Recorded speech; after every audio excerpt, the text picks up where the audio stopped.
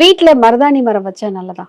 வீட்டில் மருதாணி மரம் வைப்பது ஒரு இது என்னன்னா, வைக்கலாமா வேண்டாம், வைக்கக்கூடாதுன்னு சில இது உண்டு. ஏன் அது லட்சுமி அதுதான் இங்க ஏன் வைக்கக்கூடாதுன்னு சொல்லுவாங்க, ஏன் வைக்கணும் அப்படிங்கிறது முதல்ல பதம். சரி. வைக்கக்கூடாதுங்கிறது அதாவது சீதா தேவி அசோகவனத்தில் இருக்கும்போது புலம்பி தள்ளி இருக்கா. யார்கிட்ட? அவளை சுத்தி யாரும் கிடையாது, எல்லாரும் மருதாணி செடிக்கிட்ட. நான் இப்படி என் புருஷனை புரிஞ்சிருக்கனே, நான் இப்படி இருக்கனே, உனக்கு தெரியுதா நான் இருக்கேன். அப்ப அந்த மருதாணி கையில் வைத்தா சிவக்கும் கிடையாது. ஓகேவா? அவ புலம்பு தள்ளும் போது அது சிவந்தது கிடையாது. அப்போங்கும் போது அவ புலம்பி தள்ளினதெல்லாம் அது வாங்கி அவளுக்கு சந்தோஷத்தை அவளை திருப்திப்படுத்து. அந்த மருதாணி அவளுடைய தோழியாக இருந்திருக்குது.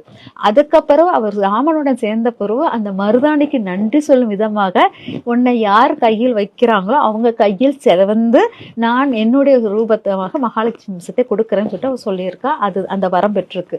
அப்போ செவக்காத மருதாணி கையில் இருந்தால் நீங்க நல்லா பாத்தீங்கன்னா, கணவன் மேல பாசம் இருக்கா, மருதாணி சிவக்கும். உன் கணவன் மேல பாசம் இருக்கா இல்லையான்னு பாக்குறது மருதாணி சிவப்பை வச்சு கண்டுபிடிச்சிடலாம் அப்படிம்பாங்க. அப்போ மருதாணி சிவக்கலைன்னா அவ புலம்பலாக மாறி இருக்கா.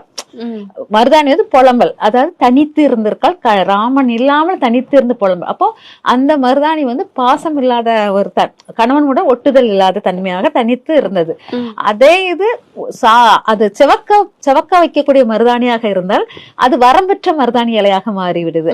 அதனால் உங்க வீட்டில் வைக்கும் மருதாணி இலை செவக்கக்கூடியதாக இருந்தால் அந்த மருதாணி இலையை வளர்க்கலாம். அந்த செடியை சிவப்பு கொடுக்கலன்னா அந்த மருதாணி இலைய வளர்க்க கூடாது. சரி சரி, ஓகேங்களா? அதனாலதான் மருதாணி மரத்தை வைக்கலாம் அப்படின்பது.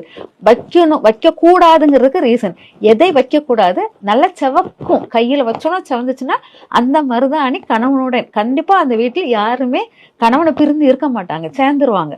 அதனால் மருதாணியை அடிக்கடி எந்த பெண் வச்சுக்கிட்டே இருக்காளோ அவள் கணவனுடன் வசியமாய்க்கொண்டே இருப்பாள் அப்படின்னு அர்த்தம்.